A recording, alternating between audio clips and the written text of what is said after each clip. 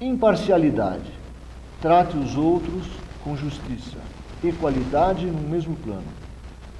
Benefício da dúvida. Esse eu acho excelente. Trate as pessoas com fidelidade. Comece com essa premissa. O benefício da dúvida é o seguinte: um cara acusa o outro de alguma coisa. Você levanta, será mesmo isso? Quer dizer, você permite refletir sobre a possibilidade de que não é de fato isso que está acontecendo. Por exemplo, um colega teu te ofende, você põe em dúvida, será que de fato ele quis me ofender? Eu acho que a única forma de poder haver uma reconciliação é você passar por essa reflexão. Essa talvez seja uma das mais difíceis que tem. Independência. Fortaleça as pessoas para que ajam em seu próprio benefício. Assim podem sentir controle sobre suas próprias vidas. Responsabilidade. Por suas ações, se violou a dignidade de outras pessoas. Desculpe-se. Muda o comportamento afetivo. Recentemente, um primeiro-ministro coreano pediu desculpas ao povo pela corrupção que houve no país. Isso foi altamente transformador para a relação dele com o povo e para a continuidade do trabalho dele. Pergunta, que no Brasil houve algum pedido de desculpas pelo que aprontaram aqui? Alguém aceitou alguma coisa? Né? Nada, zero. E como nos deixa isso? Num estado absolutamente de confusão interna. Com a perda da dignidade, a pessoa perde a habilidade de controlar seu sistema de ativação, que alimenta a força e a atração que se transforma em ação. Uma ou mais pessoas que não têm capacidade de ação sofrem humilhação. Quantos anos os povos não demoram para se revoltar contra regimes autoritários? Quantos anos crianças não demoram para se revoltar contra tratamentos humilhantes dos pais, da família, da escola, seja lá do que for? Quantos abusos não demoram anos para ser descobertos, para que apareçam no mundo? Por quê? Porque a humilhação trava todo o nosso sistema de articulações, trava toda a nossa possibilidade de gesto. Uma humilhação que você sofre na vida fica uma marca por anos. É impressionante isso. Quem já se sentiu aqui humilhado sabe o quanto é difícil sair desse lugar, o quanto isso é paralisante. Portanto, isso é de fato utilizado das formas mais sutis possíveis, né, para manter o sistema de controle. Dentro das famílias, o mesmo tipo de humilhação pode ser imposto pelos pais, fazendo as crianças sentirem como se fossem menos, como se fossem incapazes, ignoradas e mesmo controladas com tratamentos moralistas e controladores, sujeitas a uma anti-educação. As crianças perdem a habilidade e, consequentemente, perdem confiança em si mesmas e na vida. Bom, eu acho que isso serve assim como uma introdução, né? Porque, de fato, é um tema bastante complexo. Eu vou citar dois casos rapidamente aqui, só para a gente localizar isso nesse espaço, né? Eu pensei primeiro num caso clínico individual, né, dentro de uma família, e depois num caso social, porque não dá para ser um ou outro, mas os dois implicam nisso, né? Como tem pouco tempo pela frente, a gente tem que terminar provavelmente 10h30, não é isso? Ou 5 minutos a mais. Então eu vou falar meio rapidamente sobre esses dois casos. Primeiro, eu recebi um rapaz na minha clínica de 21 anos de idade. Aliás, esse foi um caso polêmico também, que criou uma certa polêmica quando eu contei esse caso, porque justiça social, normalmente as pessoas ligam a falta de dinheiro, miséria e tal. Não é esse o meu objetivo aqui, porque esse seria um objetivo, seria um pouco diferente, mas é aplicável a todos esses níveis. Por que foi polêmico? Porque é um caso de um menino que vem de uma família abastada, né? Mas como eu quero falar de humilhação e de dignidade, não importa de fato de onde você vem. Se você vem de uma família abastada ou se você vem de uma família pobre, não importa. A perda da dignidade é a mesma. Bom, enfim, esse menino chegou para mim após um surto psicótico forte, em que ele teve uma perda completa de contato com o mundo social. Se trancou dentro de casa, estava medicado com antipsicótico, tá? E ficava em casa o dia inteiro vendo televisão, não saía mais do quarto. Um menino bonito, um menino forte, que vinha de uma família com uma certa religiosidade forte, um pai dominador, uma mãe psicóloga, enfim, vinha de uma família aparentemente normal, e de fato uma família normal, só que com uma pressão enorme para que esse menino se transformasse num grande homem. Esse menino fosse muito além, porque as exigências que haviam sobre ele eram enormes.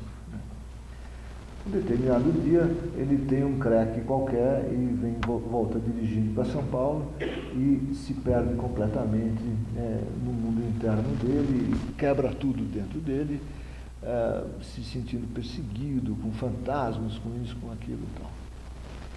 Bom, começamos o tratamento assim, dessa forma. Foi indo e, primeiro, fomos construindo aquilo que eu estava falando no começo, um certo nível de confiança para que ele pudesse estar ali comigo, antes de mais nada, quer dizer, para que ele não precisasse estar além, no além, para que ele pudesse estar ali comigo. Vou resumir, vou falar bem rápido para dar tempo. Então, depois de algum tempo de terapia, não me lembro quanto, um ano e meio, essa confiança foi crescendo, e a importância que ele dava para o mundo exterior era enorme, quer dizer, ele criou uma paranoia em relação ao mundo exterior, que é esse mundo que a gente estava falando anteriormente, que era o mundo que comandava ele, especialmente vindo do pai, que era um cara muito forte, muito impositivo e que queria demais que ele seguisse um caminho que de fato não era o dele. Numa determinada sessão, acontece o seguinte: estamos eu e ele ali cara a cara. Num determinado momento, eu viro para ele, por alguma razão daquela histórica ali, e digo: escuta, você é o que é importante para mim. Você é o cara importante para mim. É você que eu estou interessado. Quando chegou esse momento em que pudermos nos aproximar dessa forma, eu pude dizer isso de uma maneira consistente para ele. Parece simples, Esse cara me escutou, ficou me olhando, caiu em prantos. Uma pessoa medicada, uma pessoa que perde a sensibilidade durante o período da meditação, faz com que você se afaste de uma certa sensibilidade, cai em prantos. Chora profundamente, chora a dignidade perdida, chora a humilhação que sofreu durante todo esse período. E pela primeira vez, me parece, ele faz contato humano e existencial comigo naquela hora. Não digo que foi a primeira vez na vida, mas pelo menos foi comigo naquela hora ali. E aquilo constrói, a partir dessa sessão, constrói uma força dentro desse rapaz, que ele começa uma revolução na vida dele, uma revolução pouco a pouco, foi sendo construída na vida dele. Até que acontece um fato forte. 22 anos. Quem está com 22 anos está perto da maconha, está perto da cocaína, está perto das drogas.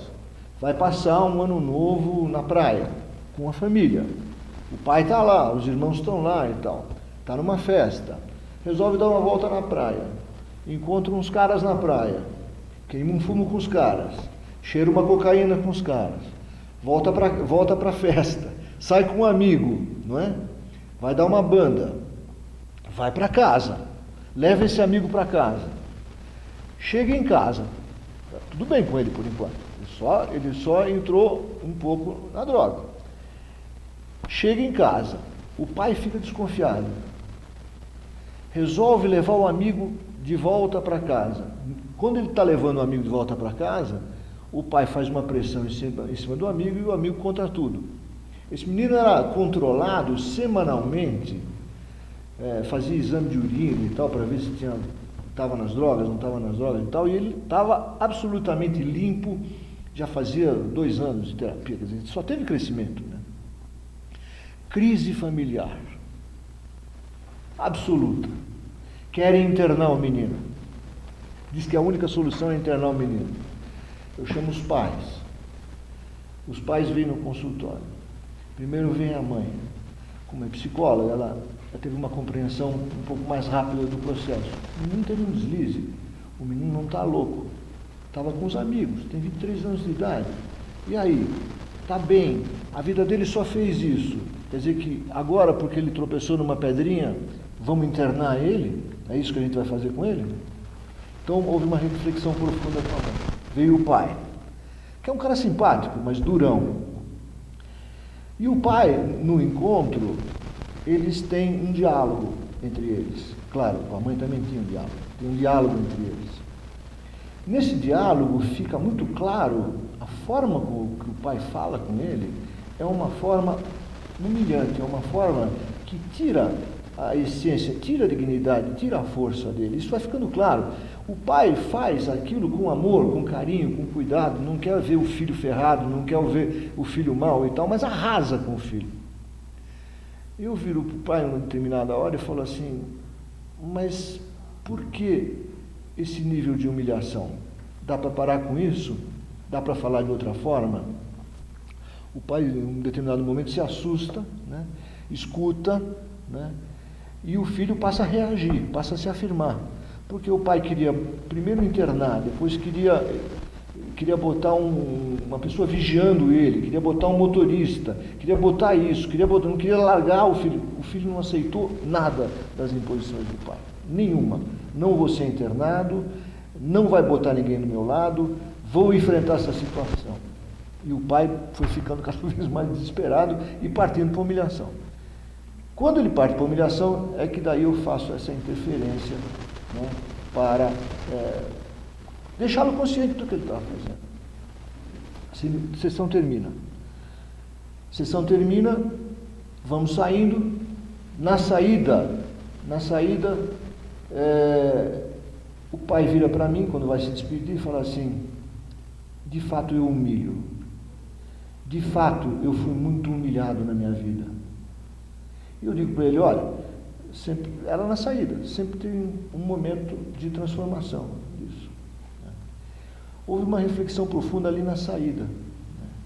Depois dessa sessão, esse menino foi, pouco a pouco, recuperando justamente toda essa questão da dignidade, e a humilhação acabou dentro da casa dele. A vida dele só fez isso.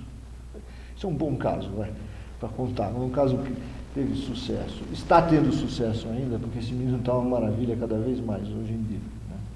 Mas é só para pontuar, né, o quanto esse tema da humilhação e da dignidade, né, ele é importante da gente lidar, tanto a nível familiar quanto a nível social. Acho que ainda tenho 2 minutinhos. Só para lembrar um caso, na verdade é uma história que eu li num outro livro que chama Dignidade, eu vejo esse tema, está me chamando muita atenção ultimamente, que é um livro que foi escrito por vários escritores sobre o trabalho dos Médicos Sem Fronteira. Então, vários escritores famosos acompanharam os Médicos Sem Fronteiras e cada um deles escreveu uma história verídica, escrita por um escritor profissional, né, sobre o que eles estavam fazendo. Eu estou pegando esse exemplo, mas certamente aqui no Brasil tem uma série de outros exemplos de pessoas que estão fazendo isso por aí. Eu só vou pegar esse exemplo porque é o que está aqui na minha cabeça no momento. Né? Pode entrar.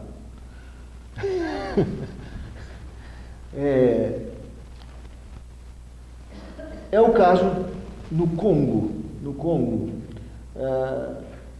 uma história que começa, uma história tão bem escrita, tão linda, começa um romance entre uma moça e um rapaz que é do exército do Congo, que é militar, mas tudo bem, eles se conhecem numa festa e tal, ele tenta seduzir ela não quer e tal, até que ela vai cedendo, o cara é bacana. Um romance que aconteceu, né? E depois essa menina engravida nesse romance, os pais dela vão falar com os pais dele e tal, para arranjar a situação, tudo dentro do convencional, dentro do cômodo.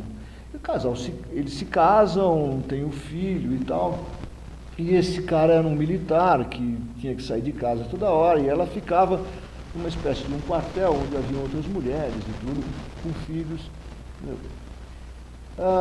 Um belo dia, essa moça começa a enfraquecer. Né? Enfraquecer, o que aconteceu com ela, que era tão saudável, tão bonita, estava tudo indo muito bem. Pegou HIV, ficou com AIDS. Aos poucos ela vai degringolando, vai ficando cada vez mais fraca. A assistência no Congo, nessa época, não era uma assistência de primeira qualidade. Essa moça é levada a viver no lixo. Ela vai sendo abandonada, negada, tiram todos os filhos, tiram os filhos dela, escondem os filhos dela, e ela vai para as ruas, desesperada, e vai como que apodrecendo nas ruas. Um dia, por alguma razão, um menino, que também perdido, se interessa por ela e fica cuidando dela. Ela meio que adota esse menino adota ela, e às vezes ele desaparece, às vezes ele volta, ela completamente perto da morte. Estou também falando tudo mais rápido. Até que um belo dia, esse menino leva ela num determinado lugar, onde existe um encontro secreto de pessoas que têm HIV, numa montanha qualquer. E nesse lugar secreto se forma uma comunidade que um cuida do outro, tá? E que os Médicos Sem Fronteira têm acesso a essa comunidade.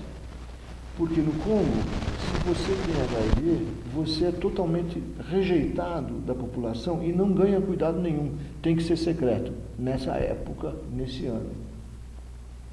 Essa comunidade passa a cuidar dela, os Médicos Sem Fronteiras passam a cuidar dela. Os próprios Médicos Sem Fronteira acabam se interessando pela história dela.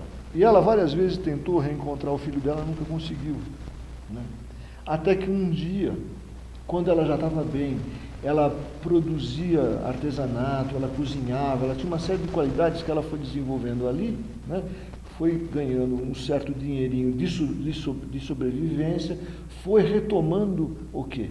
A dignidade dela, porque ela passou por um período enorme de humilhação.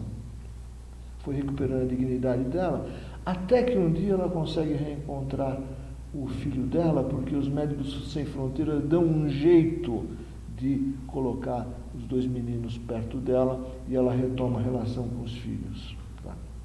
É um caso, estou contando muito rapidamente uma história super longa, aliás, um livro que esse existe em português, recomendo a leitura desse livro, que é justamente um outro caso, só que um caso social, em que a humilhação arrasa por causa de uma doença, né? E uma comunidade consegue recuperar a dignidade, né? Curando a doença que não é o HIV, mas é a doença da humilhação.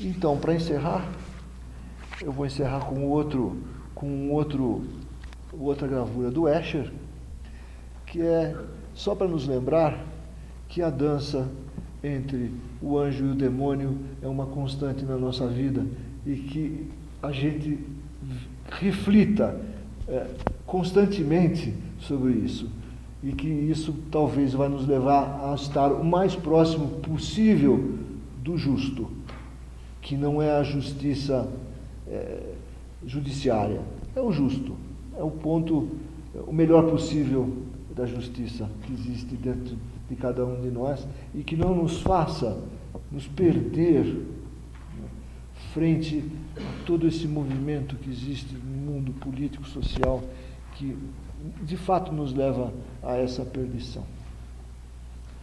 É isso que eu tinha para compartilhar com vocês e os que quiserem compartilhar perguntas e tal.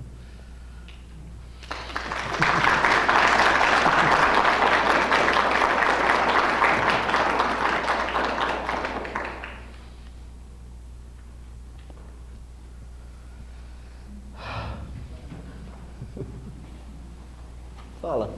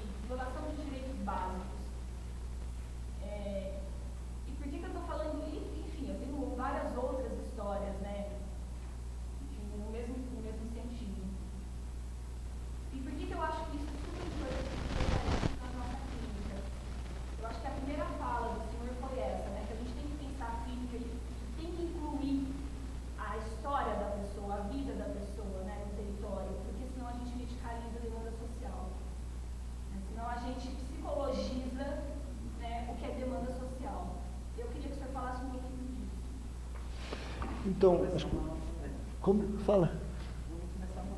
Essa é uma nova palestra. Vou tentar resumir.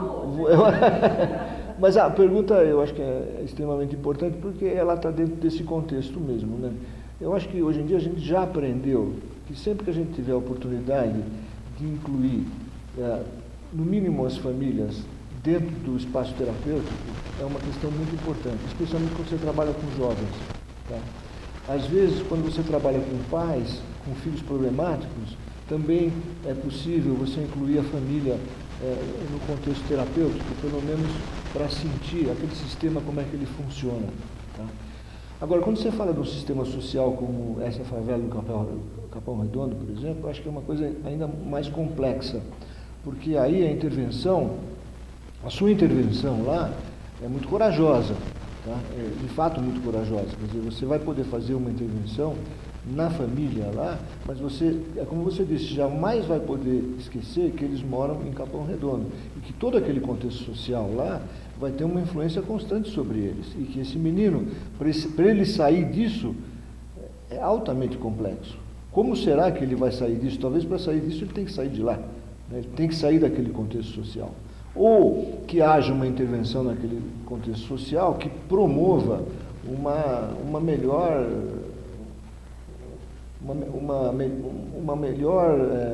conscientização do que acontece lá dentro, né? Você pega favelas hoje do Rio de Janeiro, onde houveram aquelas intervenções, as intervenções foram feitas, mas agora tem que existir todo um trabalho social, de conscientização, de educação. Se não existir isso, a favela vai voltar a ser o que era assim que acabar as Olimpíadas. Eu estava falando até com o Henrique ontem, não sei se vocês sabem quem é o Henrique, acho que ele vai falar aqui hoje na hora do almoço, é um psicólogo do Rio de Janeiro, do CRP e tal. Ele falou, o meu medo é depois das Olimpíadas, hoje está tudo bem. Eu digo, o Rio de Janeiro hoje é uma maravilha, muito melhor que São Paulo, para você viver com uma certa segurança. Mas a segurança no Rio de Janeiro é assim, você anda pela praia, você deve ter andado pela praia lá também, bom, a cada 100 metros, no Leblon, em Ipanema, ali, a cada 100 metros tem meia dúzia de policiais. No mínimo, todos armados até os dentes. Quer dizer, tudo bem, está seguro, mas você tem que conviver com esse aspecto de repressão. Quer dizer, não é que já existe uma segurança que é baseada na confiança, na dignidade, na educação. É uma segurança ainda pelo lado da repressão policial, né? Então, eu acho que você está trazendo aspectos extremamente importantes. Eu, sempre que posso, incluir a família num processo terapêutico de um jovem, eu incluo, pelo menos em alguns momentos, tá? É uma forma de ver. A outra questão é a seguinte, de fato, às vezes você fica restrito a grupos sociais. De fato, você obrigatoriamente fica restrito a grupos sociais, né? Eu tenho uma clínica em São Paulo, na Vila Madalena e tal, quer dizer, ela é restrita a um grupo social. Eu estava falando com uma colega outro dia, assim, quantos amigos negros eu tenho? Quantos amigos negros vocês têm? Fora você. Quantos amigos negros ele tem? Dá para contar nos dedos, não é? Não é uma coisa que, não é? Mas não só amigos negros. Quantos amigos de diferentes classes sociais você tem? Porque senão fica muito restrito aos negros, e não é isso.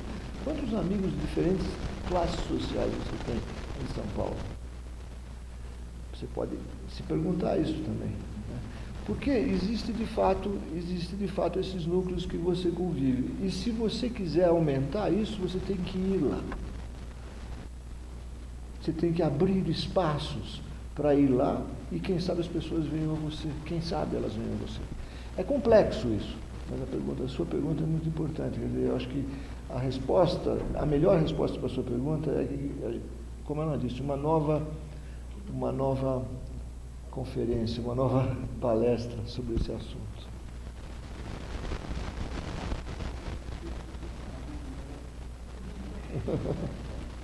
As clínicas sociais que você organiza são fantásticas, né?